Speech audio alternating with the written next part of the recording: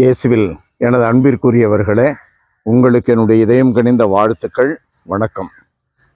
அன்பானவர்களே, இன்றைக்கு சிந்தனைக்கென்று மார்க்கு நற்செய்தி 12வது அதிகாரம், அதில் 18 27 வரை கடவுள் நமக்கு கொடுத்துள்ளார்.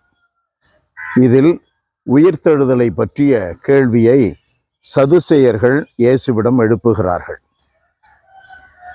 இந்த கதை நமக்கு நினைவில் இருக்கும்.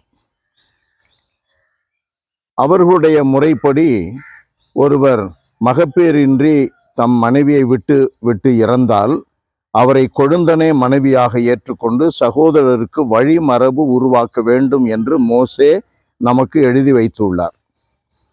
இப்படி 7 சகோதரர்கள் இருந்தார்கள். 7 சகோதரர்களும் ஒருவர் பின் ஒருவர் அவரை திருமணம் செய்து கொண்ட பின்பு இறந்தனர், மகப்பேறின்றி இறந்தனர். இப்பொழுது 7 பேரும் இறந்து போனார்கள், அவளும் இறந்து போனார். மறு உலகில் உயிர்த்தெழுதல் உண்டு என்றால் யாருக்கு அவர் மனைவியாக இருப்பார்? இது இயேசுவை மடக்குவதற்காக கேட்ட ஒரு அற்புதமான கேள்வி, ஒரு அசிங்கமான கேள்வி. அன்பானவர்களே, தொடர்ந்து நீங்கள் பாருங்கள், இயேசுவை எப்படி மடக்கலாம், எப்படி சோதிக்கலாம், அவரை எப்படி பின்னுக்கு தள்ளலாம் என்ற நோக்கோடு பரிசேயர்கள், மறைநூல் அறிஞர்கள், இவர்களால் தூண்டப்பட்ட ஏரோதியர், சதுசேயர்கள் இயேசுவை கேள்வி கேட்கிறார்கள். நேற்றைய தினத்திலே சீசருக்கு வரி செலுத்தலாமா செலுத்த வேண்டாமா? இன்றைய தினத்திலே உயிர்த்தெழுதல் உண்டு என்றால் இந்த பெண் உயிர்த்தெழுதலில் மறுவாழ்வில் யாருக்கு மனைவியாக இருப்பார்? கேள்வியை பார்த்தால் பதிலே கிடையாது என்பதை போல, இயேசு அப்படியே ஒன்றுமில்லாமல் போய்விடுவார் என்பதை போல தோன்றும். சாத்தான் அப்படித்தானே மனிதர்களை தூண்டுகிறான், உண்மைக்கு எதிராக, அன்புக்கு எதிராக, நீதிக்கு எதிராக.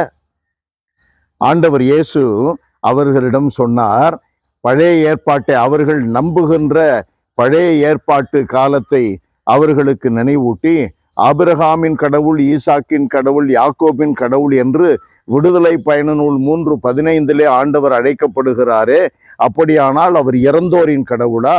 மறு உலகில் பெண் கொள்வதும் இல்லை, கொடுப்பதும் இல்லை.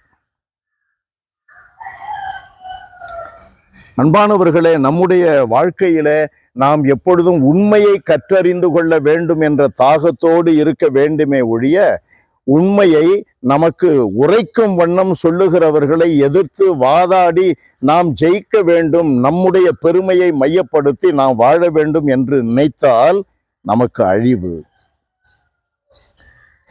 இயேசுவை நல்லவர் என்று அழைத்தார்கள், உண்மையுள்ளவர் என்று அழைத்தார்கள், மனிதர்கள் மத்தியிலே முகத்தாட்சியம் பாராமல் போதிப்பவர் என்று அழைத்தார்கள்.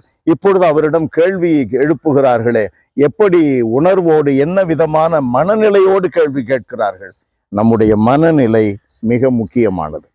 உண்மையை சார்ந்து இருப்பது, கடவுளை சார்ந்து இருப்பது, நம்முடைய பெருமையை அல்ல, கடவுளுக்கு, இறைவனுக்கு போற்றுதலை சார்ந்து இருப்பது முக்கியமானது, அடிப்படையானது. அன்பு நிறைந்த எங்கள் இறைவா, உம்மை போற்றி புகழுகிறோம், வாழ்த்தி வணங்குகிறோம், தாழ்மையோடு ஆராதிக்கிறோம். ஆண்டவரே, என்றும் நாங்கள் உண்மையை சார்ந்து வாழ, உண்மையே சார்ந்து வாழ எங்களுக்கு அருளையும் ஆற்றலையும் தாரும். என்னதான் சூழல்கள் ஏற்பட்டாலும் கூட எங்களுடைய மகிமைக்காக அல்ல, எங்களுடைய ஆதாயத்துக்காக அல்ல, கடவுளாகிய உம்மை மகிமைப்படுத்தும்படி நாங்கள் வாழ கற்றுத்தருவீராக.